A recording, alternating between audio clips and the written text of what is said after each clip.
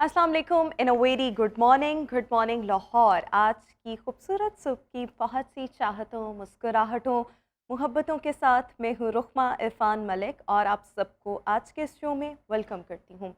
तो व्यूअर, ज़िंदगी में हम सब की ज़िंदगी को अगर हम देखें तो चैलेंजेस भी होते हैं। टाइम्स हम बहुत ज़्यादा किसी नेगेटिव सिचुएशन में स्टक हो जाते हैं, कभी कभी हम बहुत ज़्यादा प्रेशराइज हो जाते हैं। लेकिन ये जो तमाम ट्रायल्स हैं, सिचुएशंस हैं, इट्स पार्ट ऑफ लाइफ और हमें इसके साथ जीना पड़ता है, हमें इसके साथ जीना रहना आना चाहिए। बट व्हाट मैटर्स इज़ कि ये जो चैलेंजेस हैं, ये जो सिचुएशंस हैं, ये जो नेगेटिव सिचुएशंस हैं, नामवाफ़िक हालात जिनको आप कह सकते हैं, ये आपको पॉलिश करें और आप इन चैलेंजेस से अपने लिए कोई ना कोई अपॉर्चुनिटी तलाश करें। हिम्मत ना हारें, बल्कि इनको अपनी स्ट्रेंथ बनाएं। हर चैलेंज अपनी स्ट्रेंथ बनाएं, हर बैड सिचुएशन अपनी स्ट्रेंथ बनाएं और ख़ुद को इतना अच्छा पॉलिश करें और फिर इन चैलेंजेस को होल हार्टेडली एक्सेप्ट करके और फिर ऑब्वियसली इनको अपॉर्चुनिटीज़ में कन्वर्ट करके आप बहुत बड़े बड़े काम कर सकते हैं। लेकिन आपका जो इसमें सोच है, आपकी जो मैटर बहुत ज़्यादा करती है, वो पॉजिटिव होनी चाहिए, ताकि आप इन चैलेंजेस को एक्सेप्ट करके इनको अपॉर्चुनिटीज़ में कन्वर्ट कर सकें। So with this message we have to move forward. और लाहौर का मौसम कल से मैं देख रही हूँ, हम बहुत ही ज़्यादा एक सडन चेंज देख रहे हैं मौसम में कि अचानक एसी वगैरह जो थे, मतलब रात को भी मैंने देखा कि ज़्यादा देर उसको ऑन नहीं करना पड़ा, बिकॉज़ मौसम में हम वाज़ह तब्दीली देख रहे हैं। और आज सुबह भी हल्की बूंदाबांदी लाहौर की अगर बात करें तो यहाँ पर जारी थी कुछ इलाकों में। सो आज ओवरऑल वेदर कैसा रहेगा, ये हम जान लेते हैं। हमारी एंकर निम्रा इस वक्त हमारे साथ मौजूद है। निम्रा, बताइएगा कैसा रहने वाला है आज मौसम? मौसम की बात करें तो आज शहर लाहौर का मौसम नहायत खुशगवार है। सुबह सवेरे से ही आसमान पर बादलों के डेरे हैं और हवाओं का सिलसिला भी जारी व सारी है। गुज़श्ता रोज़ होने वाली बारिश के बाद जो है वो गर्मी का ज़ोर टूट गया है और मौसम नहायत हसीन हो गया है। महकमा मौसमियात ने आज भी दिन भर वक्फे वक्फे से बारिश की पेशगोई कर दी है। गर्मी से सताए हुए शहरियों के जो मुरझाए चेहरे थे वो खुशी से खिलखिला उठे हैं, क्योंकि महकमा मौसमियात की तरफ से बारिशों की नवीद सुना दी गई है। अगर दर्जा हरारत की बात की जाए तो आज कम से कम दर्जा हरारत 24 डिग्री सेंटीग्रेड, जबकि ज़्यादा से ज़्यादा दर्जा हरारत 31 डिग्री सेंटीग्रेड रहेगा। अगर मौजूदा दर्जा हरारत की बात की जाए तो वो 26 डिग्री सेंटीग्रेड रिकॉर्ड किया गया है, जबकि हवा में नमी का तनासुब जो है वो 87% रिकॉर्ड किया गया है। और शहर में 8 किलोमीटर फ़ी घंटा की रफ्तार से हवाएँ भी चल रही हैं। PDM ने जो है वो तमाम महकमों को बारिशों के पेश नज़र अलर्ट रहने की हिदायत जारी कर दी हैं और वासा हेड जो है उन्होंने भी तमाम अमले को फील्ड में मुतहरिक रहने की हिदायत जारी कर दी है, ताकि बारिशों के पेश नज़र जो है वो निकासी आपके बेहतर इंतजाम। Thank you so much Nimra, हमें वेदर के हवाले से अपडेट कर रही थी। मज़ीद आगे बढ़ेंगे, आज की टॉप स्टोरीज़ की तरफ आएंगे। सबसे पहले हम आपको बताना चाहेंगे कि 10 साला IT एक्सपर्ट आमना आमिर कम उम्री में कराची यूनिवर्सिटी में टीचर बन गई हैं। अच्छा, 10 साल की बच्ची और टीचर कैसे बने, ये सब जो सवालात हैं वो आप सबके माइंड में भी आ रहे होंगे। सो जनाब, आपको बताते चलें कि ये जो बच्ची है, she wants to become a data scientist और इसके लिए ये ऑब्वियसली ये मेहनत भी कर रही है, पढ़ भी रही है, लेकिन कराची यूनिवर्सिटी में असिस्टेंट टीचर के तौर पर स्टूडेंट्स को पढ़ा भी रही है। 10 साल की बच्ची, कैन यू इमेजिन, 10 साल की बच्ची। अच्छा, इसका सफ़र आमना का कैसे स्टार्ट हुआ वो आपके साथ शेयर करें। सैलानी टेक्नो किड्स प्रोग्राम के ज़रिए टेक्नोलॉजी से इब्तदाई नुमाइश के साथ ये सफ़र शुरू हुआ और बहुत ही कम वक्त में she learned a lot of things, जिसमें था HTML, CSS, जावास्क्रिप्ट, गिटहब और फायरबेस। इन जैसे प्लेटफॉर्म्स पे इसने होस्टिंग भी की और इससे पहले जावास्क्रिप्ट, CSS, HTML बड़े कम टाइम में इसने ये लर्न भी कर लिए। अच्छा, जब लर्न कर लिए तो इसको एक इंटर्नशिप प्रोग्राम पहले तो ऑफ़र हुआ और उसके बाद इसको पढ़ाने की ऑफ़र की गई and now she is actually teaching over there. तो ये बड़ी अमेजिंग बात है। कभी आपने सुना कि 10 साल की बच्ची और वो एक असिस्टेंट टीचर बन गई हो और उसके बाद वो स्टूडेंट्स को भी पढ़ा रही हो? लेकिन जब कुदरत की अता हो तो फिर ऑब्वियसली ये गॉड गिफ्टेड टैलेंट्स होते हैं, चीज़ें होती हैं, तो फिर जो हैं बच्चे इस तरह के बड़े बड़े काम कर भी लेते हैं। एनी हाउ, अगली स्टोरी की तरफ आएंगे और मेटा की एप्लीकेशन व्हाट्सएप 150 से ज़ायद कंट्रीज़ में अपना नया फ़ीचर मुतारिफ़ करवाने जा रही है। इससे होगा क्या कि मुख्तलिफ जो सेलिब्रिटीज़ हैं, जो स्पोर्ट्स टीम्स हैं, वो अपनी अपडेट्स वगैरह वाया चैनल शेयर कर सकेंगे। जिस तरह से यूट्यूब पर होता है ना कि आपको मुख्तलिफ़ चैनल्स की ऑप्शन मिलती है, हर एक ने अपना चैनल बनाया होता है और उसके बाद आपको उसको सब्सक्राइब करना होता है। सो बेसिकली यही फ़ीचर जो है सेम इसी पैटर्न पर अब व्हाट्सएप भी मुतारिफ़ करवा रहा है। इनिशियली इसको सिंगापुर और कोलंबिया में जून के in the very beginning of June 2023 इसको मुतारिफ़ करवाया गया था और अब बाकी के ममालिक में भी आहिस्ता-आहिस्ता इसको लॉन्च किया जा रहा है। अच्छा, ये जो चैनल की हिस्ट्री होगी ये आफ्टर 30 डेज़ खुद ही ये वैनिश हो जाया करेगी।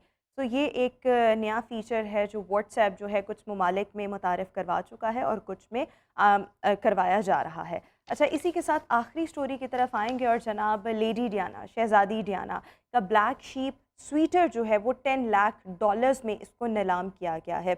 अच्छा, ये जो ब्लैक शीप स्वेटर है इसकी अगर हम बात करें सो बैक इन 1981 सबसे पहले प्रिंसेस डियाना ने इसको वेयर किया था और इसमें भी आप देख भी सकते हैं ये जो स्वेटर है इसमें वाइट कलर की भेड़ें बनी हुई हैं और इसके दरमियान एक प्रोमिनेंट सा ब्लैक कलर का एक शीप है और ये इसको मंसूब हमेशा से लेडी डियाना से किया जाता था और अब तक उनके जितने भी ड्रेसेस नीलाम हुए हैं ये सबसे महंगा नीलाम हुआ है। इसकी जो बोली स्टार्ट हुई थी वो $15,000 से इसका आगाज़ हुआ था, लेकिन अब ये $10 लाख में इसको नीलाम किया जा चुका है। सबसे महंगा अब तक का नीलाम होने वाला लेडी डियाना का ये स्वेटर है जो भी हमने आपके साथ शेयर भी किया। अभी हम आपको इसकी पिक्चर भी दिखा रहे थे। तो ये तो थी जनाब हमारी आज की top stories.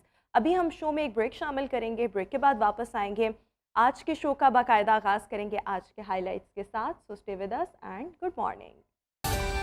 Welcome back after the break. और व्यूअर्स, आज के शो के हाइलाइट्स आपके साथ शेयर करना चाहूँगी। सबसे पहले हमने बात करनी है हल्दी का इस्तेमाल हमारी सेहत के लिए कितना फ़ायदेमंद साबित हो सकता है।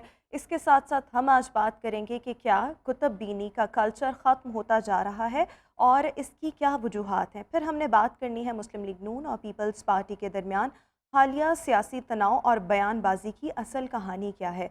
फिर हम बात करेंगे जनाब, आपके साथ शेयर करेंगे कि आपका ये हफ़्ता कैसा रहेगा और आखिर में कम इन्वेस्टमेंट से कपड़ों का कारोबार आप सब लोग कैसे स्टार्ट कर सकते हैं। सो ये तो हैं हमारी आज की highlights. Health and fitness segment है जिसमें आज हमने बात करनी है हल्दी के हैरत अंगेज़ फ़वाइद पर। हल्दी एक मसाला है, स्पाइस है जिसको सदियों से खानों में भी इस्तेमाल किया जाता है। अगर किसी को कोई चोट वगैरह लग जाए सो दूध के अंदर हल्दी का इस्तेमाल किया जाता है और फिर ऐसे शख्स को ये दूध पिलाया जाता है ताकि जो उसके इंटरनल वूंड्स हैं वो हील हो सकें। अच्छा, सिर्फ यही नहीं, आपकी स्किन के लिए हल्दी बहुत ज़्यादा फ़ायदेमंद है अगर आप इसको दही में ऐड करके इसका इस्तेमाल करें या और इसके मुख्तलिफ़ तरीके होते हैं। सो वो तो आ गई ब्यूटी टिप्स, लेकिन आपकी सेहत के लिए, ओवरऑल वेलबींग के लिए हल्दी का क्या किरदार है, कितनी सेहत के लिए फ़ायदेमंद है, इस पर आज हम बात करेंगे। और हमारे साथ इस वक्त शो में मौजूद हैं clinical nutritionist Hamala. Hamala, thank you so much for joining us in our show. Such a different name you have, but let's start from the very first question. मैं आपसे ये पूछना चाहूँगी, जब हम हल्दी की बात करते हैं सो बेसिकली ये एक ऐसा स्पाइस है जो कि सदियों से हमारे खानों में इसका इस्तेमाल हो रहा है। What are the main benefits of haldi जब हम इसको अपने खानों में इस्तेमाल करते हैं? बिल्कुल, thank you so much Roma for inviting me. हल्दी जो है एक बड़ा इंपॉर्टेंट टॉपिक आप लोगों ने चूज़ किया है ताकि इसके बेनिफिट्स के बारे में बहुत सारे लोग, आपने जैसे बात की कि इसको स्किन टिप्स की तरह ही समझते हैं कि शायद हम इसको सिर्फ स्किन के लिए ही यूज़ कर सकते हैं, लेकिन सेहत के लिए इसके इतने हैरान कुन बेनिफिट्स हैं।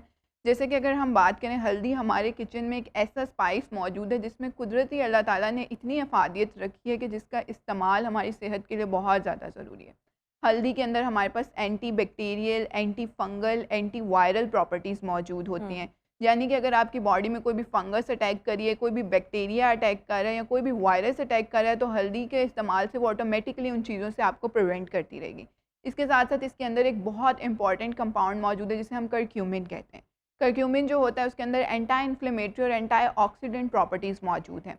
एंटी इन्फ्लेमेटरी प्रॉपर्टीज़ क्या करती हैं, हमें सूजन से बचा रही होती हैं। हमारी बॉडी के अंदर जितनी भी किस्म की कोई सूजन हो रही होती है, जो शॉर्ट टर्म या लॉन्ग टर्म हो रही होती है, लॉन्ग टर्म सूजन से क्या होता है कि डिफरेंट बीमारियों में बॉडी मुब्तला हो जाती है। तो अगर हम हल्दी का इस्तेमाल कर रहे होते हैं तो हम उस तरह की सूजन से भी प्रिवेंट कर रहे होते हैं। इसी के साथ साथ एंटी ऑक्सीडेंट का होना बहुत ज़्यादा ज़रूरी है, क्योंकि हमारी बॉडी में डिफरेंट किस्म के केमिकल्स, जहर आलूद केमिकल्स, फ्री रेडिकल्स टॉक्सिन्स जितने भी हमारी बॉडी में मौजूद होते हैं, हल्दी के इस्तेमाल से वो क्या करती है, वो उसको अपने साथ बाइंड करती है और बॉडी से रिमूव आउट करवा देती है। तो ये तो थे कि एक बहुत मेजर बेनिफिट्स के बारे में बात करें कि अल्लाह ताला ने इसके अंदर इतनी प्रॉपर्टीज़ रखी हैं कि हमें ऑटोमेटिकली बहुत ज़्यादा बेनिफिट्स प्रोवाइड करती है। इसी के साथ साथ अगर न्यूट्रिशनली बात की जाए तो 1 टेबलस्पून हल्दी के अंदर 29 कैलोरीज मौजूद हैं। अच्छा। इसी के साथ साथ अगर एक नॉर्मल इंडिविजुअल को अपनी डेली अमाउंट में जितना आयरन रिक्वायर्ड है उसमें से हमारे पास 10% आयरन हमें हल्दी से मिल जाता है। इसी के साथ देखा जाए तो हमें 5% पोटेशियम भी हल्दी से मिल जाता है, 26% मैंगनीज भी हमें डेली रिक्वायरमेंट का हल्दी से ही मिल जाता है, और विटामिन सी भी हमें 3% कहाँ से मिल जाता है, हल्दी से मिल जाता है। बिल्कुल तो एक ओवरऑल बड़ा अच्छा उसका बेनिफिट है कि हम अगर इसको इस्तेमाल करें तो हमारी ये रिक्वायरमेंट्स भी पूरी हो रही हैं और हमारी हेल्थ के लिए भी बहुत ज़्यादा बिल्कुल ठीक हो गया। सो ये आपके जो इंटरनल हेल्थ है ये उसके लिए भी बहुत ज़्यादा फ़ायदेमंद है। अच्छा, हल्दी के बारे में ये भी कहा जाता है कि इट रिड्यूसेस और it actually maintains your cholesterol level in the body. So whenever your cholesterol levels goes down, so obviously आपकी या मेंटेन असल में रहेंगे, दोनों चीज़ें, आपका या कम हो रहा है या मेंटेन रह रहा है, सो आपकी हार्ट हेल्थ बहुत ज़्यादा जो है वो बेहतर रहेगी। सो इसको कोलेस्ट्रॉल को बैलेंस करने में, मेंटेन करने में, what is the role of turmeric? Exactly. Cholesterol का एक मैकेनिज्म ये होता है कि इसके अंदर एलडीएल और एचडीएल दो तरह के कोलेस्ट्रॉल्स मौजूद गुड होते हैं। कोलेस्ट्रॉल एंड बैड कोलेस्ट्रॉल जिसे हम कहते हैं। अगर हमारे नॉर्मल इंडिविजुअल में एचडीएल का लेवल ज़्यादा होगा तो हम कहेंगे कि बॉडी जो है वो गुड कोलेस्ट्रॉल प्रोड्यूस कर रही है और जो इंडिविजुअल है वो नॉर्मल है, उसका कोलेस्ट्रॉल बढ़ नहीं रहा। लेकिन इसी के साथ साथ बहुत सारे इंडिविजुअल जिसमें एलडीएल का लेवल ज़्यादा हो रहा होता है, तो हम कहते हैं कि इसका जो बैड कोलेस्ट्रॉल है वो ज़्यादा हो रहा है, जिसकी वजह से इसका कोलेस्ट्रॉल का अल्टीमेटली लेवल ज़्यादा हो रहा है और इसकी ओवरऑल हेल्थ जो है वो बहुत ज़्यादा अफेक्ट हो रही है। तो इसमें अगर देखा जाए हल्दी के अंदर जो मैंने बात की करक्यूमिन मौजूद है, करक्यूमिन क्या करता है, ऑटोमेटिकली आपकी बॉडी से जो बैड कोलेस्ट्रॉल है उसको बाहर निकाल रहा होता है और इसी के साथ साथ आपके एचडीएल्स के लेवल्स को बढ़ा रहा होता है, जिसकी वजह से क्या होता है कि ऑटोमेटिकली आपका कोलेस्ट्रॉल का जो लेवल है वो बढ़ जाता है। तो ये जो एक मैकेनिज्म है जिसमें एलडीएल के लेवल को हमेशा कम रखना होता है और एचडीएल के लेवल को ज़्यादा रखना होता है, इसमें हल्दी एक बहुत इंपॉर्टेंट पार्ट अच्छा, प्ले यानी करता कि है। हम ये कह सकते हैं कि जो लोग दिल के अमराज में मुब्तला होने से बचना चाहते हैं, अपने दिल की सेहत को बरकरार रखना चाहते हैं, ये बहुत से ऐसे पेशेंट्स होते हैं जिनको ऑलरेडी कोई ना कोई कार्डियोवास्कुलर डिजीज़ होता है। बिल्कुल। सो अगर वो अपनी डाइट में मुनासिब अमाउंट में हल्दी का इस्तेमाल शुरू कर दें, सो ये आपको फ़ायदा बिल्कुल पहुंचाएगा, ऐसे राइट? ऐसी है। इसमें हम कोलेस्ट्रॉल के साथ साथ अगर दिल की बीमारियों की भी बात करें, क्योंकि एक नॉर्मल इंडिविजुअल में होता है कि ब्लड जो होता है वो नॉर्मली फ्लो कर रहा होता है, आपके हार्ट से बॉडी तक जा रहा होता है और बॉडी से वापस हार्ट तक आ रहा होता है, न्यूट्रिएंट्स हमारी बॉडी में थ्रू आउट फ्लो कर रहे होते हैं। लेकिन एक ऐसा इंडिविजुअल जिसको दिल की बीमारी का मसला रहता है या समटाइम्स उसको रिस्क फैक्टर पे है कि इसको दिल की बीमारी का मसला हो सकता है, उसमें हल्दी इस तरह से रोल प्ले करती है कि हमारी जो आर्टरीज होती हैं, जो वेसल्स होती हैं, जो खून की शरेयानें होती हैं, वो समटाइम्स ब्लॉक हो जाती हैं, ठीक है। उसके अंदर कोई प्लॉक बन जाता है या जिसे हम कहते हैं थीरोसेक्लोरोसिस का मसला हो जाता है। हल्दी क्या करेगी, अगर आप उसका इस्तेमाल करें किसी ना किसी फॉर्म में, तो ये आपकी वेसल्स को बहुत ज़्यादा स्मूथ रखेगी, उसके अंदर कोई प्लॉक नहीं बनने देगी, कोई ब्लॉकेज नहीं आने देगी, जिसकी वजह से क्या होगा कि ब्लड फ्लो आराम से होता रहेगा, कोई ब्लड प्रेशर का मसला नहीं होगा, इस तरह का कोई मसला नहीं होगा, जिसकी वजह से क्या होगा कि आपका हार्ट हेल्थ भी प्रिवेंट रहेगी, आपका कोलेस्ट्रॉल भी प्रिवेंट रहेगा और आपकी जनरल हेल्थ भी अच्छा, अच्छी एक और रहेगी। चीज़ मैंने हल्दी के बारे में ये भी सुना है कि it reduces your anxiety, stress level and depression if you are suffering from these conditions. बिल्कुल। सो इज़ इट ट्रू कि हल्दी जो है वो आपका जहनी तनाव इसको भी कम करने में मदद फराहम करती है? बिल्कुल, ये बड़ा इंपॉर्टेंट क्वेश्चन है क्योंकि आजकल जैसे यंग जनरेशन जो है वो बहुत ज़्यादा We are all full of depression, stress. और एग्जैक्टली पाकिस्तान के हालात भी ऐसे ही हैं। ऐसे ही है। एंजाइटी, डिप्रेशन, स्ट्रेस जो है वो आजकल हमारे में बहुत कॉमन हो गया। हम हर तीसरे बंदे से मिलते हैं तो हमें यही सुनने को मिल रहा होता है, जिसमें ऑफिस गोइंग, स्कूल गोइंग जो लोग होते हैं उनमें बहुत ज़्यादा देखा जाता है। इसमें हल्दी वाकई बहुत इंपॉर्टेंट रोल प्ले कर रही होती है। एक रिसर्च के मुताबिक अगर आपकी बॉडी में इन्फ्लेमेशन हुई हुई है, यानी कि अगर आपकी बॉडी सूजन का शिकार है, तो अल्टीमेटली आपका डिप्रेशन भी बढ़ता जाएगा। यानी कि ये दोनों डायरेक्टली प्रोपोर्शनल है। आपके इन्फ्लेमेशन हुई हुई है तो वहाँ से आपका डिप्रेशन भी बढ़ता जाएगा। तो हल्दी के बारे में जैसे हमने बात की, इसके अंदर एंटी इन्फ्लेमेटरी प्रॉपर्टीज़ मौजूद हैं। ये क्या कर रही होती है, हमारी सूजन को कम कर रही होती है। तो जैसे जैसे बॉडी से सूजन कम हो रही होगी, आपका डिप्रेशन भी अल्टीमेटली रिड्यूस हो रहा होगा। एक तो इसका ये फैक्टर है। दूसरा फैक्टर ये है कि अगर आप हल्दी का इस्तेमाल करें तो आपके मूड को बूस्ट करने के लिए बहुत ज़्यादा इंपॉर्टेंट है। आपको किसी किस्म की खुशी या आपको फॉर द सम टाइम आपको उस डिप्रेशन से बाहर निकालने के लिए बहुत इम्पोर्टेंट है। बट मेरे ख्याल में इसको यहाँ पर मेंशन करना ज़रूरी है कि आप ये नहीं समझें कि अगर आपने आज हल्दी का इस्तेमाल करना शुरू किया तो शायद आपको विद इन अ वीक फ़र्क पड़ जाए। ये चीज़ें जो है ना, ये एग्जैक्टली हर्बल चीज़ें या इस तरह जी। के स्पाइसेस जो हैं, इट टेक्स सम टाइम। हम्म यानी आप आज से इस्तेमाल करना शुरू करें, आप इसको 3 महीने दें, 4 महीने दें, और फिर आपको आहिस्ता आहिस्ता इसके जो असरात हैं वो नुमायाँ होना शुरू होंगे। आपको अपनी बॉडी पर इसके जो असरात हैं वो भी आपको नज़र आना शुरू होंगे। अच्छा, इस सब के साथ साथ बिकॉज़ हम डिप्रेशन की बात कर रहे हैं, डिप्रेशन आजकल बहुत हम्म ज़्यादा है, हल्दी जो है वो आपके डिप्रेशन को रिड्यूस करेगी, नॉट डायरेक्टली बट इनडायरेक्टली। एक ये कि देखें हमारे यहाँ पर आजकल के जो हम मुरगन ग़िज़ाएँ खाते हैं, सो हम्म डाइजेशन के इश्यूज भी बहुत ज़्यादा हम्म हैं बहुत से लोगों को। So what I feel is जिसका स्टमक ख़राब होता है, जिसको सबसे ज़्यादा डाइजेस्टिव डिसऑर्डर्स होते हैं, जिनकी डाइजेशन अच्छी नहीं होती, उनको भी, ऐसे लोगों को भी स्ट्रेस, एंजाइटी या डिप्रेशन तो बहुत ज़्यादा एडवांस टर्म है ना, लेकिन हम्म ये बहुत ज़्यादा फील होता है। सो आप ऐसी अगर हर्ब्स का अपने खाने में इस्तेमाल कर रहे हैं, ऐसे स्पाइसेस का जो कि आपके खाने को हज़म करने में मदद देंगी, सो अल्टीमेटली आप जो है वो डिप्रेशन से बच सकते हैं, क्योंकि जिसका हाजमा ठीक होगा वो डिप्रेशन से भी रहेगा। सो मेरे ख्याल में बिल्कुल खानों में इसका इस्तेमाल जो है बहुत वो ज़्यादा भी करना आपकी चाहिए। स्टमक हेल्थ को, गट हेल्थ को वो बहुत बेहतर रखेगा। एंटी बिल्कुल इन्फ्लेमेटरी, आपके जिगर की सेहत के लिए ये बहुत ज़्यादा बहुत फ़ायदेमंद इम्पोर्टेंट होता होगी। है, बिल्कुल ऐसे ही। अच्छा, इस सब के साथ साथ किसी को अगर कोई चोट लग जाती है ना, I have hmm seen some people जिनका कोई एक्सीडेंट वगैरह हो जाता है, हम्म लेकिन अगर कोई बहुत ज़्यादा सवेयर नौयत का ना हो, सो क्या हम्म किया जाता है, या कोई गिर जाता है तो कहा जाता है घर, मतलब घर में इसको हल्दी वाला दूध दो। हम्म तो ये क्या इसका कोई साइंटिफिक एविडेंस है? बिल्कुल मतलब ये कोई सूदिंग इफेक्ट फराहम कर रही होती है? बिल्कुल ऐसे ही, बड़ा इंपॉर्टेंट क्वेश्चन है। बहुत सारे लोग जो होते हैं हल्दी का दूध इस्तेमाल कर रहे होते हैं। अच्छा, इसमें सबसे पहले मैं आपको बताऊं कि पुराने ज़माने में ऐसे होता था, जब सॉलिजर्स को कोई चोट लग जाती थी तो वो क्या करते थे, फ़ौरन से हल्दी का लेप कर लेते थे और दोबारा से अपने मिशन पे लग जाते थे, हम्म। जिसकी वजह से क्या होता था कि वो हीलिंग इफेक्ट उसको खुद ही प्रोवाइड करता रहता था और उनको जो है अपनी चोट से आराम आ जाता था। ये बड़ा इंपॉर्टेंट है कि आपका हीलिंग इफेक्ट आपको हल्दी वाकई ही प्रोवाइड कर रही होती है, क्योंकि जैसे मैंने बात की, इसके अंदर एंटी इन्फ्लेमेटरी प्रॉपर्टीज़ मौजूद हैं।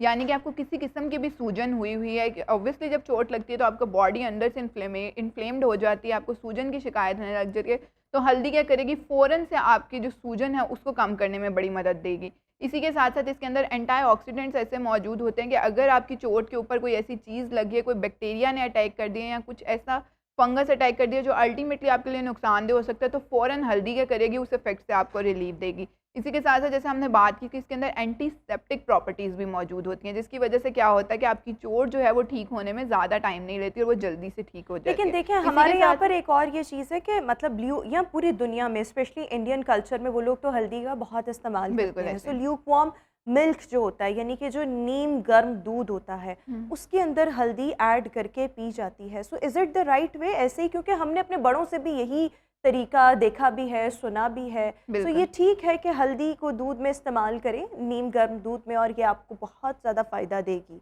बिल्कुल ऐसे ही है। हल्दी को अगर आप दूध में इस्तेमाल करते हैं, इसको हम आम टर्म में गोल्डन मिल्क कहते हैं। तो वो गोल्डन मिल्क जो है वो हमारे लिए बहुत ज़्यादा अफ़ादियत रखता है, क्योंकि दूध और हल्दी दोनों की प्रॉपर्टीज़ जब मिल जाती हैं तो उसकी अफ़ादियत ज़्यादा अच्छा, बढ़ बहुत से जाती है। लोग इस वक्त ये सोच रहे होंगे, पहले मैं भी ये सोचती थी कि ये कैसे पिया जाता होगा, बट बिलीव मी, हम इतनी इतनी दवाइयाँ भी तो खाते हैं ना। सो ये आपको इसका कोई बद जायका नहीं होती। बिल्कुल ऐसे आप नहीं होता। अपने जायके के लिए इसमें थोड़ा सा स्टिविया या कोई गुड़ या चीनी, लाइट सी चीनी तो वैसे मैं रिकमेंड नहीं करती, बिल्कुल। बट इस तरह से आप ऐड करके उसका टेस्ट एनहांस कर सकते हैं। अदरवाइज आप इसको बस डीक लगा के पी जाएं। सिर्फ ये सोचो कि आपकी बॉडी को इससे बहुत फ़ायदा होगा। बहुत फ़ायदा बट है। चलें ठीक है, ये तो वूंड्स की सूरत में हो गया ना, अगर आपके कोई इंटरनल ज़ख़म है, कहीं सूजन हो गई, आप गिर गए हैं, हल्दी का इस तरह से इस्तेमाल कर लिया जाए। What are the rest of the ways? किस तरह से हल्दी को हम अपने लाइफस्टाइल में शामिल कर सकते हैं, किस किस तरीके से हम इसको इस्तेमाल कर सकते हैं? बिल्कुल ऐसी है। अच्छा, इसमें सबसे पहले अगर बात करें, हमने गोल्डन मिल्क की जैसे बात की, तो गोल्डन मिल्क में ना एक लोग बहुत ज़्यादा ये गलती कर रहे होते हैं कि दूध को जब उबाल रहे होते हैं तो हल्दी को भी उसके अंदर शामिल करके उसको पकाना शुरू कर देते हैं। आप ऐसा बिल्कुल मत करें। आप अपने दूध को अलग से गर्म करें, जैसे ही वो नीम गर्म हो जाए उसके अंदर आप अपने रिक्वायर्ड क्वांटिटी के मुताबिक हल्दी को एंड आई डालें। Think that should not exceed from 1 teaspoon. Exactly वो हम रिक्वायर्ड अमाउंट्स की बात बताती हूँ आपको। फिर जब आप इसके अंदर अपने टीस्पून हल्दी का डाल लेंगे तो आप इसको ऐसे ही कंज्यूम करें। लेकिन अगर आप उस हल्दी को भी अंदर ही दूध के पकाएंगे तो वो अपने न्यूट्रिशनल वैल्यू जो है वो ख़त्म कर देगी। इसकी वजह से मैंने बहुत सारे लोगों में देखा है कि वो हल्दी को पका रहे होते हैं, ऐसे आप बिल्कुल मत करें, उसको उसी तरह से कंज्यूम करें। अब अगर बात करें हम इसकी रिक्वायर्ड अमाउंट कितनी है, तो मैं कहूँगी कि एक नॉर्मल इंडिविजुअल सिर्फ 1 टीस्पून हल्दी का इस्तेमाल एक टाइम पे करे। आप 1 टीस्पून हल्दी का इस्तेमाल दिन में 3 दफ़ा कर सकते हैं, लेकिन इसको 1 टीस्पून से ज़्यादा एक टाइम पे एक्सीड मत करें। बहुत सारे लोग इसको यानी टेबल आप कह रही स्पून हैं की 3 तरफ टीस्पून्स पर डे? एग्जैक्टली लेकिन अच्छा। अगर आप इसको 1 टेबल स्पून एक टाइम पर कंज्यूम करें तो वो आपके लिए नुकसान और हो सकता है। मैं वैसे पर्सनली मेरा ये होता है कि आप थोड़े से स्टार्ट करें, अगर आपकी एग्जैक्टली बॉडी को कोई रिएक्शन नहीं आता तो फिर उसको कंटिन्यू करें। So you may start with half tea spoon, 1 teaspoon, and if your body is not reacting तो फिर आप उसके मुताबिक जो है इसको एग्जैक्टली बढ़ा सकते बिल्कुल हैं। ग्रेजुअली लेकिन हर चीज़ को स्टार्ट करें। किस तरह से इसका मज़ीद इस्तेमाल किया मज़ीद जाए? एक तो हम इस्तेमाल खानों वगैरह में इस्तेमाल करते हैं ना, लेकिन और क्या तरीके हैं इसको इस्तेमाल करने के? अच्छा, मज़ीद इस्तेमाल में सबसे पहले अगर देखा जाए ना, तो हल्दी क्योंकि पाकिस्तान में पाउडर फॉर्म में बहुत इजीली अवेलेबल होती है और बहुत सारे लोग इसका ऑलरेडी भी इस्तेमाल कर रहे होते हैं, जो कि एक बहुत अच्छी प्रैक्टिस है क्योंकि ऑलरेडी हमें उससे बहुत ज़्यादा बेनिफिट्स मिल रहे होते हैं। आप कोशिश करें कि आप हल्दी का इस्तेमाल सुबह अपने नाश्ते में ज़रूर करें। अब नाश्ते में हम कैसे इसका इस्तेमाल कर सकते हैं, आप ऑमलेट में इसका इस्तेमाल ज़रूर करें। बहुत सारे लोग ऑमलेट्स में हल्दी का इस्तेमाल नहीं करते, लेकिन अगर आप स्पाइस का इस्तेमाल करें तो ये कोई बुरा इफेक्ट नहीं दे रही होती, वो आपसे खाया जाता है, ईटेबल होता है, इसलिए हल्दी का इस्तेमाल ज़रूर करें। इसी के साथ साथ बहुत सारे हमारे जो हाँ, लेकिन अपने ऑमलेट में नहीं 1 टीस्पून डाल लेना, फिर आपसे बिल्कुल ही नहीं खाया जाएगा। That should be a pinch और 2 पिंचेस, एग्जैक्टली चुटकी या 2 चुटकी। इसी के साथ साथ अगर आप डिफरेंट किस्म के जो हमारे सालन बन रहे होते हैं, उन सालन में भी हम इसका इस्तेमाल कर सकते हैं, चाहे वो लंच में हो रहा है या डिनर में हो रहा है। तो हम किसी ना किसी अमाउंट में जब उसके अंदर हल्दी डालते हैं तो एक नॉर्मल इंडिविजुअल के पास उतना रिक्वायर्ड पोर्शन हल्दी का बिल्कुल ठीक निकल हो आता गया। है। सो इसके डिफरेंट वेज हैं इस्तेमाल करने के। और एक और चीज़ जो मैं यहाँ पे मेंशन करना चाहूँगी कि आप जिस चीज़ को जिस नीयत से इस्तेमाल करते हैं, आपको वो उसी तरह का फ़ायदा देती है। तो अगर आप ये सोचेंगे ना कि ये हमें हीलिंग प्रॉपर्टीज़ देगी, हमें बेहतर करेगी, सेहत बेहतर करेगी, तो वो चीज़ आपको वैसा ही फ़ायदा देगी। Thank you so much for joining us on our show viewers. इसी के साथ ही अभी हम शो में एक ब्रेक शामिल करेंगे। Welcome back after the break. Viewers, show के सेगमेंट में हम बड़े अहम मौजू पर बात करने जा रहे हैं, बुक रीडिंग, कुतुब बीनी। एक वो वक्त था, आज से अगर हम 1 डेकेड पहले भी देख लेना, तो जब तक टेक्नोलॉजी ने बहुत ज़्यादा तरक्की नहीं की हुई थी, लोग पढ़ते थे। अच्छा, पढ़ने के लिए मेरे ख़्याल में मेरी अपनी पर्सनल ऑब्जर्वेशन ये है कि मैं अगर चाहूँ कि मैंने ज़िंदगी भर किताब का मुझे शौक़ ना रहा हो, अदर देन जो आपकी कोर्स बुक्स होती हैं, तो मैं चाहूँ मुझे आज से ही किताबें पढ़ने का शौक़ पैदा हो जाए, ऐसे नहीं होता। ये चीज़ें जो हैं, आपकी ये हॉबीज़ जो हैं, ये बचपन से माँ बाप डेवलप करते हैं, आपका स्कूल डेवलप करता है। और फिर जो बच्चे तब पढ़ना स्टार्ट करते हैं, बुक रीडिंग करते हैं, जिनको स्टोरीज़ इनिशियली सुनने का शौक़ होता है, फिर आहिस्ता आहिस्ता वो स्टोरीज़ खुद पढ़ना शुरू करते हैं, तो वो जैसे जैसे बड़े होते हैं वो फिर चीज़ों को एक्सप्लोर करते हैं, नॉलेज गेन करने के लिए जो है वो किताबें पढ़ रहे होते हैं। लेकिन अगर हम देखें तो ये पिछले 1 डेकेड में टेक्नोलॉजी ने बहुत तरक्की की है, सोशल मीडिया का दौर है, इसके बहुत से फ़ायदे हैं, लेकिन जो एक इसका नुकसान ये भी हुआ है कि बहुत से लोग जो हैं वो अपने रिश्तों से कट के रह गए हैं, वो किताबों से कट के रह गए हैं। बहुत से लोग जो हैं वो नहीं पढ़ते, और जिन्होंने पढ़ना भी हो तो वो ऑनलाइन पढ़ लेते हैं। तो जो किताब की एक अपनी खुशबू होती है, जो आप हाथ में पकड़ कर किताब पढ़ते हैं, उसका एक अपना मज़ा होता है, उसकी एक अपनी, आप कह लें कि वो एक अलहदा किस्म का आपको प्लेजर देती है, लुत्फ़ देती है। लेकिन हमारे मुआशरे में या पूरी दुनिया में जो बुक रीडिंग है, उसका रुझान कम क्यों होता जा रहा है, और इसको हमने रिवर्स कैसे करना है, हमने अपनी आज की जनरेशन में इस हॉबी को डेवलप कैसे करना है, इस पर आज हम बात करेंगे। और हमारे साथ ambassador region rights Pakistan Shahzad Roshan Gilani इस वक्त शो में मौजूद है। Shahzad, thank you so much for joining us in our show. So what do you think, ये जो हमने एकदम से डिक्लाइन देखा in our culture, in our society, book reading जो है वो बहुत कम हो चुकी है, so what's the main reason behind it? देखिए, आपने अपने इंट्रो में भी टेक्नोलॉजी का जिक्र किया है। यकीनी तौर पे जब टेक्नोलॉजी ने बहुत ज़्यादा ग्रो किया तो जो ट्रेडिशनल तरीक़ाकार थे वो बहुत पीछे रह गए, और किताब भी, क्योंकि हमारे यहाँ हम टेक्नोलॉजी को ज़रा देर से अडॉप्ट करते हैं, तो हम वो ट्रेडिशन पे ही रह गए, जिसकी वजह से हमारी जो नौजवान नस्ल है, जो एक एंड्रॉयड या आईफोन के साथ जुड़ी हुई है या मैकबुक के साथ जुड़ी हुई है, वो यकीनी तौर पे किताबें नहीं खोलेगी। हमें उस टाइम के मुताबिक, उस जदीद दौर के मुताबिक अपनी चीज़ें देनी होंगी। जैसे मैं अगर बात करूं, जब मैं ट्रैवल करता हूं, किसी भी डाइवो में या किसी में भी जाता हूं, फ़र्ज़ करें किसी आउट ऑफ सिटी, तो वहाँ पे मैंने स्टडी के पॉइंट ऑफ व्यू से ना, वहाँ पे सामने जो आपके स्क्रीन लगी होती है उसमें क्या क्या अवेलेबल है, तो मैंने वो सारे ब्लॉग्स को चेक किया तो उसमें जो बुक्स वाला ब्लॉक था ना, ई बुक्स वाला, वो भी खाली था, और जो उसमें ऑडियो बुक्स वाला ब्लॉक था वो भी खाली था।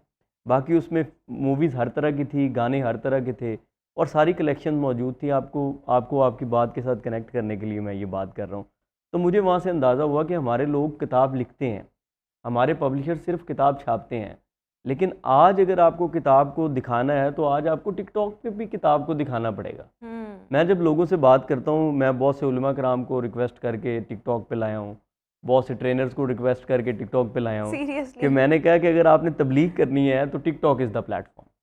अगर आपने किताब लोगों सो को that more young generation would listen to you. Exactly लोग हैं ही वहीं पे। आप देखेंगे, आप अगर उसके फैक्ट्स एंड फिगर्स देखेंगे तो आपको अंदाज़ा होगा कि बहुत सारे लोग टिकटॉक देखते हैं, हर एज ग्रुप के लोग टिकटॉक देखते हैं। और हम क्योंकि स्क्रोलिंग नेशन है, वो स्क्रोलिंग नेशन वो होती है जिसके हाथ जो लग जाए वो देख लेती है। तो वो वीडियो वाला ब्लॉग खोलते हैं तो वो उनका अगले 1.5-2 घंटे स्क्रोल वाले हैं, तो जो आएगा वो देखी जाएंगे, दो जो आएगा देखी जाएंगे। अब किताबों से जुड़े हुए लोग या हम जैसे लोग जो अपने आप को चलें इल्म वाली कैटेगरी में कंसीडर कर लेते हैं, अगर वो वहाँ पे स्क्रोलिंग की जगह पे अपनी चीज़ नहीं देंगे तो वो नौजवान नस्ल कैसे देखेगी? बट ये बिल्कुल भी नहीं है, किताब पढ़ने वाले लोग सो मौजूद हैं। सो यू थिंक कि technology is one of the main reason जो हमने डिक्लाइन देखा है यस बुक रीडिंग में? Yes, do you technology think के इज देयर ऊपर एनी अदर रीजन? देखें, एक तो डेफिनेटली ये है, लेकिन एक रीज़न लोग कहते हैं, मुझे नहीं लगता कि वो रीज़न है। लोग कहते हैं कि किताबों के रेट्स बढ़ गए हैं। मैं जब बुक फेयर्स पे जाता हूँ तो मैंने वहाँ पे बहुत सारे जो किताब पढ़ने वाले लोग हैं उनसे जब इंटरव्यूज़ करने की कोशिश की तो मुझे उनकी तरफ से जो जवाब मिला वो ये था कि किताबें महंगी हो गई हैं। और मैं नहीं समझता कि ये एक मौजू आंसर है, क्योंकि देखें, आप किसी भी फूड चेन पे चले जाएं शाम के वक्त, तो आपको वहाँ पे लाइन में लगे होंगे लोग, वेट कर रहे होंगे। असल में हमने किताब ख़रीद के देने का बच्चे को जो कॉन्सेप्ट और रवाज था ना, वो ख़त्म कर दिया। अच्छा, आई स्टिल रिमेंबर जब हम बच्चे होते थे तो हमारी ईदियाँ या पॉकेट मनी हमें मिला करती थी, तो उस टाइम मॉल रोड पर फेरोसन्स हुआ करता था। सो हमारी मामा हमें वहाँ लेकर जाती थी और वो हमारे हाथ में हमारी वो अमाउंट पकड़ा देती थी। लेट्स सपोज 500 है, 1000 है, you have got this amount और अब आपने जाके इसमें अपनी मर्ज़ी की बुक्स लेनी है। सो नॉर्मली हम स्टोरी बुक्स लेते थे या कलरिंग बुक्स लेते थे, लेकिन ये मैंने भी देखा कि जो मेरे बड़े दोनों बहन भाई थे उनमें बुक रीडिंग का बहुत वो शौक़ था। मेरे टाइम तक आते आते मैं भी पढ़ती थी, लेकिन वो चीज़ें रिड्यूस होना शुरू होगी। लेकिन पहले जो थे पेरेंट्स वो इस तरह से करते थे, और ये चीज़ मेरे ख्याल में आपको बचपन से ही इनकलकेट की जाती है। आपको अगर बचपन से आदत किताब पढ़ने की है तो आप किताब पढ़ेंगे ही पढ़ेंगे। लेकिन मेरे ख्याल में आज के जो हम क्योंकि टेक्नोलॉजी की बात कर रहे हैं, आजकल के पेरेंट्स जो हैं, they are on Twitter, they are on Facebook, they are on Instagram, and they are so connected with the technology कि वो खुद नहीं किताबें पढ़ते। जब वो खुद नहीं पढ़ते तो वो रोल मॉडल्स या एग्जाम्पल्स क्या सेट करेंगे in front of the children? So बच्चों में भी इसलिए मेरे ख्याल में आदत नहीं है। डेफिनेटली देखें, बच्चों को जब तक हम चीज़ लेके नहीं देते, आप उन्हें जब मोबाइल लेके देते हैं वो 4 दिन में मोबाइल चलाना सीख जाते हैं। 4 दिन मैंने बहुत ज़्यादा कह दिए आज के इस फास्ट दौर में ना। वो वो जो एक दिन इतना में सा एक टिड्डा होगा ना हाँ घर जी, का, उसको भी उसको पता मोबाइल होगा, चलाना उसको आता पता होगा होगा। भी मेरा उसको भी पता है कि यूट्यूब पर अगर वो वीडियोस देख रहा है तो जहाँ पर एड्स आ गए हैं तो उसको स्किप स्किप एड्स करना कैसे है, और करना है। कॉल चली जाए तो कॉल को डिक्लाइन करना है। यस, वो जानता है, बिल्कुल यस, छोटे भांजे हैं मेरे, तो वो भी यही करते हैं यकीनी हाँ। तौर पे। लेकिन मैं ये समझता हूँ, अभी रिसेंटली मेरी डिस्कशन चल रही थी पंजाब लाइब्रेरी फाउंडेशन के साथ भी, तो हम कोशिश कर रहे हैं कि किताब बीनी के हवाले से कोई लोगों को इस तरफ लाएं। देखें, प्राइवेट सेक्टर के जो स्कूल्स हैं, जो कॉलेजेस हैं, और जो गवर्नमेंट सेक्टर के स्कूल्स और कॉलेजेस हैं, अगर वहाँ पर लीडरशिप रोल मौजूद है तो उनको ये काम करना चाहिए कि वो बुक रीडिंग्स क्लब बनाएं, और बुक रीडिंग क्लब्स के अंदर हर मंथ या वंस इन अ वीक कोई एक बुक चूज़ की जाए, बच्चे उसको पढ़ें, और फिर उसके ऊपर कोई एक जनरल सी डिस्कशन हो। ठीक है, जब डिस्कशन हो, और उसमें आपको पता है क्लास में एक अच्छा बच्चा होता है जो पढ़ भी लेता है और लोगों को बता भी लेता है, तो ऐसे बच्चों को उस पूरी मुहिम का जो है वो आप एम्बेसडर बना लें, वो पढ़ ले, वो सुना दें। अच्छा देखिए, आप अपने इस प्लेटफॉर्म के तवसत से what you people are offering, या आप किस तरह से जनरेशन को इंगेज करने के लिए बुक रीडिंग में आपकी क्या एफर्ट्स हैं, आप क्या कर रहे हैं, या what's the strategy in your mind? देखिए, हम minimum once in a month एक एक्टिविटी करते हैं, कोई भी एक पॉपुलर बुक सेलेक्ट करते हैं, और फिर उसके ऊपर कोई भी एक हमारा जो प्रेजेंटर होता है वो किताब पढ़ के आता है, और उसके ऊपर वो अपना तबसरा देता है, तज्जिया देता है, बात करता है। फिर उस बुक के ऊपर क्योंकि वो उसमें बड़े पढ़े लिखे लोग आते हैं, डिफरेंट एकेडेमिया हेड्स जो हैं वो आते हैं वहाँ पे, तो फिर यकीनी तौर पे उन्होंने भी बुक बड़ा अच्छा मुकालमा ये अक्सर हम ई लाइब्रेरी में कर लेते हैं, कभी हम किसी यूनिवर्सिटी में कर लेते हैं, कभी किसी कॉलेज में कर लेते हैं, वंस वंस मेरे ऑफिस में हो जाता है, कभी एचईसी रिक्वेस्ट कर लेते हैं, उनके किसी बोर्ड रूम में कर लेते हैं, जहाँ हमें स्पेस मिले हम ये activity once in a month लाजमी करते हैं। और इसमें हमने ये देखा है कि एंड व्हाट जब is the age group that mostly कोई comes age to group you? नहीं है, वैसे तो इसमें ज़्यादा एज के लोग आते हैं काफ़ी, क्योंकि किताब से जुड़ना एक आप कह लें कि संजीदा माहौल है, तो लोग संजीदा उस तरह से नहीं है। लेकिन हमारी तरफ से ओपन है। जब हमने ई लाइब्रेरी में ये स्टार्ट किया तो ई लाइब्रेरी में बहुत से विजिटर्स भी हमें ये अटेंड करने आ जाते थे। हम स्कॉलर रूम में करते थे, उसकी कैपेसिटी कोई 20 लोगों की है, लेकिन हम रिक्वेस्ट करके चेयर्स लगवा के तो उसे कोई 35 तक भी 30 तक भी ले जाते थे। तो ये फिर उसको हम रिकॉर्ड भी करते हैं, फिर उसको हम बाद में मीडिया के ऊपर भी लगाते हैं ताकि लोग कम अज़ कम किताब के साथ जुड़ें। तारिक बलोच सराई साहब बड़े नामवर दानिश्वर हैं, उनकी बुक्स जो हैं वो टॉप सेलर हैं। तो उनका एक जुमला है वो मैं आपके साथ शेयर करता हूँ। वो कहते हैं कि किताब कलम और किताब से गुरेज़ां कौमें बाजीगर का तमाशा देखने वाला हजूम बन जाया करती हैं। तो मौजूदा टाइम में अगर आप पाकिस्तान को देखें, हमारे लोगों को देखें, तो हम वो आइडियोलॉजिकली या तालीमी तौर पे मजबूत नहीं है बहुत ज़्यादा। हम कहीं स्टैंड नहीं ले सकते, हमें अपनी बेसिस का नहीं पता। तो बेसिस का इसलिए नहीं ना पता, हमने कभी मुतालिया नहीं किया, हम लोगों को नहीं मिलते। अच्छा देखिए, एक और ये चीज़ है कि अगर इर्द गिर्द के आप मुख्तलिफ लोग, अगर 10 लोग बैठे हुए हैं और आप उनसे ये सवाल करें कि डू यू रीड बुक्स, तो उनका जवाब ये होगा yes I do read but on my mobile phone और ओवर माई लैपटॉप और on my tab. So do you think कि किताब पढ़ना, नॉलेज गेन करना इज़ इम्पॉर्टेंट, वो चाहे आप किताब हाथ में पकड़ के करें या आप मोबाइल फ़ोन से कर रहे हो, दोनों तरीके ठीक है, या आप प्रमोट करना चाहते हैं या करते हैं जो हाथ में किताब पकड़कर रीडिंग करना होता है? अच्छा देखिए, ये एक बड़ा इम्पोर्टेंट सवाल तो है, लेकिन ये मुश्किल सवाल भी है, इसलिए कि टेक्नोलॉजी जब मेरा एक सीईओ है लेट्स से, तो वो लाइब्रेरी नहीं जा सकता, माइट भी वो किताब ख़रीदने भी ना जा सके, उसके पास टाइम नहीं है। आपने देखा होगा कि जो बड़ी कंपनीज़ के सीईओज़ हैं, वो नॉर्मली अब ग्लासेस भी ख़रीदने हो ना उन्होंने, तो उन ऑनलाइन अवेलेबल है, वो ग्लासेस उनके फेस के ऊपर फिट इन होते हैं और वो वहीं पे ख़रीद लेते हैं, वो जाते तक नहीं। तो अब उस टाइम फ्रेम में कौन जाके किताब ख़रीदेगा, कौन क्या करेगा, तो वो ऑनलाइन पढ़ने को उसके लिए आसानी है। तो मेरी नज़र में तो किताब पढ़ना अहमियत रखती है, लेकिन यस अगर हम ख़रीद के नहीं पढ़ेंगे किताब, वो हाथ में लेकर नहीं पढ़ेंगे, तो पब्लिशिंग इंडस्ट्री बंद हो जाएगी। अब मैं पिछले टाइम फ्रेम में जितने भी मैं सीईओज़ को रब्ता करता हूँ जो पब्लिशिंग वाले हैं, बुक्स छापते हैं, तो वो बड़े मायूस होते हैं। क्यों? क्योंकि किताबें बिकती नहीं हैं। अब मेरी जब 2 साल पहले बुक आई ना, तो मैं आपके साथ ये शेयर इसलिए करना चाह रहा हूँ ताकि मोटिवेशन भी मिले लिखने वालों को। मेरे कुछ दोस्तों ने ना मुझे बताए बगैर मैनेजर से रब्ता करके बुक्स खरीदी, ताकि कहीं ये ना हो कि मैं कहूँ जी आपसे मैं पैसे नहीं ले सकता। नॉर्मली ज़ाहिर बात है, कुछ लोग आपकी ज़िंदगी में ऐसे होते हैं जिनसे आप चार्जेस नहीं ले सकते अपनी सर्विसेज के भी। तो मैं वो मैनेजर को मैसेज आना और मैनेजर को उन्होंने बताना कि आपने ना बताना नहीं है गिलानी साहब को, हमने किताब लेनी है। फिर एक दोस्त को मैं किताब देने गया, ज़ाहिर बात है गिफ्ट्स भी करता है बंदा दोस्तों को, तो मैं किताब देने गया तो उन्होंने ना मुझे किताब से कुछ मल्टीप्लाई बाय 10 करके ना तो मुझे पैसे देती है। मैंने कहा नहीं मैं आपसे ले सकता पैसे।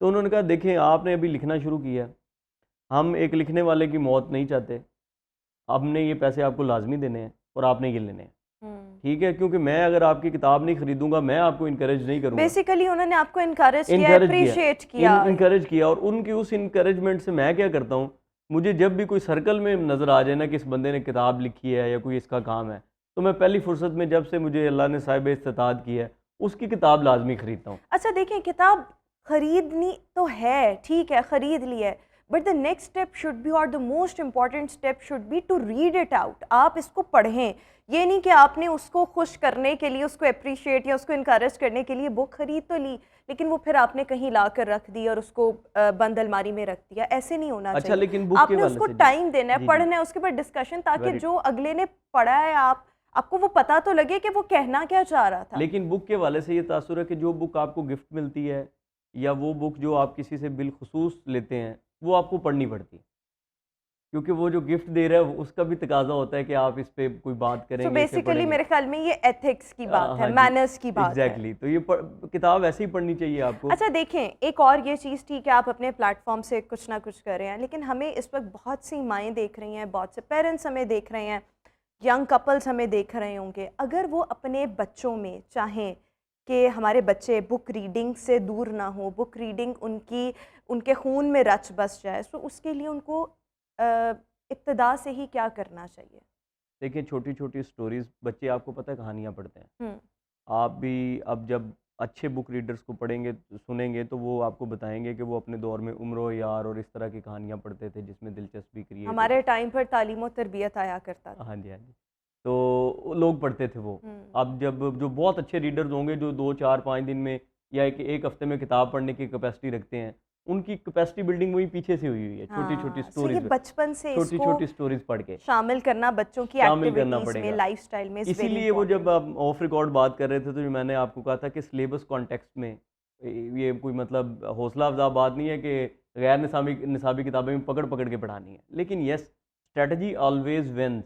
तो स्ट्रेटजी के मुताबिक आप ये कर सकते हैं कि बच्चों के छोटे छोटे सेशंस रखें, उन्हें कोई एक छोटी सी किताब सजेस्ट करें, छोटी किताब ना सजेस्ट करें, उन्हें अकवाले ज़री वाली कोई किताब दे दें जिसमें एक लाइन का कोट हो, हिकमत वाली बातों की कोई ऐसी दे दें, कोई एक पैराग्राफ दे और दें। मेरे ख्याल में there should be some reward after they complete yes, there yes, books. अगर यस। उन्होंने अपनी किताब पूरी पढ़ ली है जिस तरह से आपने चाहा, उसके बाद आप उनको कोई ना कोई छोटा मोटा रिवॉर्ड दें, उनको उनकी पसंदीदा मूवी दिखाने ले जाएं, उनको उनकी पसंदीदा प्ले लैंड ले जाएं, कुछ ना कुछ in the form of money आप उनको रिवॉर्ड कुछ ना कुछ दें। क्योंकि जब ये हम सब की नेचर होती है, हमें जब कहीं से भी कोई रिवॉर्ड मिल रहा हो ना, तो फिर हम उस चीज़ में ज़्यादा मेहनत करते हैं, और फिर इंसान जब मेहनत कर रहा होता है, पढ़ रहा होता है, तो ऑब्वियसली फिर आदत बन जाती है ना। डेफिनेटली मैं जी एक और बात ऐड करूँगा, अभी किताब पढ़ने के हवाले से, और फिर आपको पता है हम सब का बड़ा कामिल यकीन है कि नबी पाक सल्लल्लाहु अलैहि वसल्लम की जो सही। ज़िंदगी है, जो उनकी सीरत है, जी। वो हमारे लिए कामिल नमूना है। हम हम्म। उस पर अमल करें तो हमारी ज़िंदगी बहुत से मसाइल हल हो सकते हैं, हम वो नहीं पढ़ते। तो हमारे एक बड़े करीबी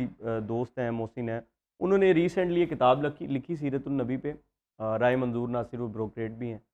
तो उन्होंने उसके ऊपर 50 लाख रुपीज़ का जो है ना वो कैश प्राइज़ अनाउंस किए हैं कि जो 100 लोग होंगे उनको वो ये वाली अमाउंट वो हमारे शो पर भी डिवाइड करेंगे। अब ये कितना अच्छा है कि लोग इसी बहाने, अब मैं इवेंट्स पे जब जाता हूँ, मैं बहुत सी यूनिवर्सिटीज़ में एज अ स्पीकर जाता हूँ, इवेंट्स पे जाता हूँ, तो वहाँ मैं जाके ये अनाउंस कर आता हूँ कि यार अगर आप सीरत पढ़ लेंगे, किताब पढ़ने के ऊपर आप पार्टिसिपेट जब करेंगे, तो आपको इतने पैसे भी So साथ you'll get मिलेंगे। a chance तो to लो- win something. तो लोग उसमें इंटरेस्ट लेते हैं। अब बच्चों को क्योंकि हमने जोड़ना है ना, देखें गवर्नमेंट की जिम्मेदारी है, स्कूल ऑनर्स की जिम्मेदारी है, पेरेंट्स की जिम्मेदारी है।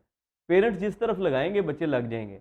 और अगर वो यूट्यूब देख रहे हैं, तो मैं यहाँ पे पब्लिशर से भी बात कर रहा हूँ, यहाँ पे राइटर से भी बात कर रहा हूँ, ऑथर से भी बात कर रहा हूँ कि किताब जब आप लाएँ ना, तो किताब को नए तकाज़ों के मुताबिक साथ ऑडियो में भी लाएँ, साथ वीडियो में भी लाएँ। आपका अच्छा। पैगाम अहमियत रखता अच्छा, है। एक और ये चीज़ मैं आपसे ये भी पूछना चाह रही हूँ कि किस किस्म की किताबें पढ़ी जाएं। इस पे मैं मेरी अपनी राय है वो मैं बाद में दूंगी, लेकिन क्योंकि अभी आप मेरे गेस्ट हैं, सो मैं आपसे ये पूछना चाह रही हूँ कि जब आपने कोई किताब पढ़नी है, so how to choose a book. अच्छा, ये अपने इंटरेस्ट के मुताबिक चीज़ें होती हैं। हाँ। जैसे वीमेन जो है, फीमेल्स जो हैं, वो ज़्यादा नॉवेल्स पढ़ती हैं, उनको उस तरह की चीज़ें पसंद होती हैं।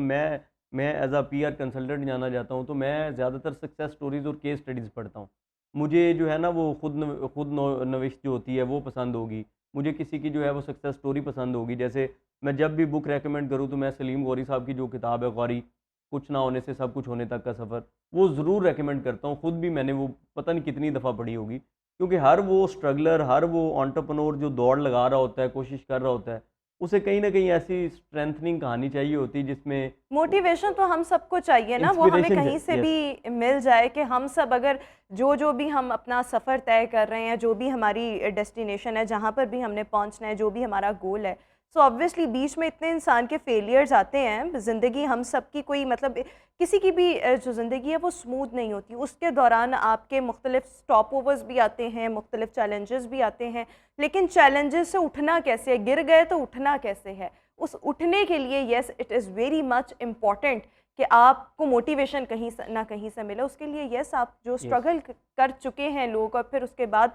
उन्होंने अपनी कोई किताब लिखी, उसको लाजमी तौर पर पढ़ें ताकि आपको भी कोई ना कोई मोटिवेशन मिले। एक सजेशन ये है कि अपने बच्चों को संडे को साथ लें और अनारकली चले जाएं। अच्छा, अनारकली में बहुत सी किताबें सड़क के ऊपर पड़ी होती हैं। अनारकली जाएं, वहाँ हाँ। से उनको जूस पिलाएं, वहाँ वहाँ से से उनको दही बल्ले खिलाएं, फ्रूट चाट उसके खिलाएं, बाद ये उन्हें उनका रिवॉर्ड होगा। और हाँ, फिर वहाँ से नहीं, बुक्स जो हैं वो उन्हें सिलेक्ट उन्हें करके सिर्फ वापस ले उन्हें आएं। सिर्फ कोई 1000 2000 रुपये ईवन दे दे, सिर्फ हाँ, 2000, मतलब it's a cost of large pizza में भी ना, हाँ तो ये पैसे उन्हें हाथ में दे और उन्हें कहे कि कुछ बुक्स ले लो, वो पढ़े ना पढ़े, नहीं उन्हें नहीं सिर्फ पढ़नी पे नहीं, मैं वो पढ़े, नहीं, मैं नहीं, थोड़ा नहीं, सा यहाँ पे जब पढ़नी है जब वो किताब ले लेंगे ना, जाहिर बात है पढ़ेंगे भी इंशाल्लाह। इंशाल्लाह। देखिए वो चूज़ करेंगे ना, वो देखेंगे कि कैसी किताबें होती हैं। मुतफर्रिक किताबों का तो कॉन्सेप्ट ही नहीं है ना, इसीलिए आप किसी भी बैचलर जो कर चुका हो, बैचलर्स हो कर चुका हो, मास्टर्स कर चुका हो, बच्चे को मिले उसमें स्ट्रेंथ ही नहीं होती, क्योंकि उसने मुतफर्रिक किताबें नहीं पढ़ी। देखिए पाकिस्तान में जो ज़्यादा से ज़्यादा अपने आप को बेस्ट सेलर कहता होगा, मेरा ख्याल है कोई 2000 किताबें बिक जाती होंगी उन साहब की। और जो आप देखें कोई भी किसी भी गोरे की किताब खरीद लें तो उसके ऊपर लिखा होता है 40 मिलियन कॉपीज़, 50 मिलियन कॉपीज़। अब क्या आप ये देखें कि जिन लोगों को हम आइडियलाइज करते हैं उन्हें पढ़ने की ज़रूरत होगी? बिल्कुल वैसे लगता है कि शायद नहीं होगी, लेकिन वो लोग पढ़ते हैं, वो लोग किताबें खरीदते हैं। किताब पढ़ना इज़ वेरी इंपॉर्टेंट, और अगर आप चाहते हैं कि आपके बच्चों का इंटरेस्ट बुक रीडिंग में डेवलप हो, तो इसके लिए आपको अभी से ही एक बड़ी कच्ची उम्र से उन पे मेहनत शुरू कर देनी चाहिए। आप पहले उनको खुद स्टोरीज सुनाएं और फिर उसके बाद आहिस्ता आहिस्ता उनको छोटी छोटी बुक्स लेकर दें, और फिर जैसे जैसे वो ग्रो करेंगे, बड़े होते जाएंगे, वो ऑटोमेटिकली उनमें ये आदत डेवलप हो चुकी होगी और वो फिर खुद से किताबें पढ़ेंगे। This is the only way I think जिसको इम्प्लीमेंट किया जा सकता है, जिससे बच्चों को वापस बुक रीडिंग की तरफ लाया जा सकता है। आप खुद भी थोड़ा सा टेक्नोलॉजी से गैप रखें ताकि आपके बच्चे आपको देखें, आप जो कर रहे होंगे बच्चे भी वही करेंगे। Thank you so much Shahzad Roshan Gilani हमारे साथ शो का हिस्सा थे। व्यूज़ इसी के साथ अभी हम शो में एक ब्रेक शामिल करेंगे, आपसे मुलाकात करेंगे एक ब्रेक के बाद। Good morning.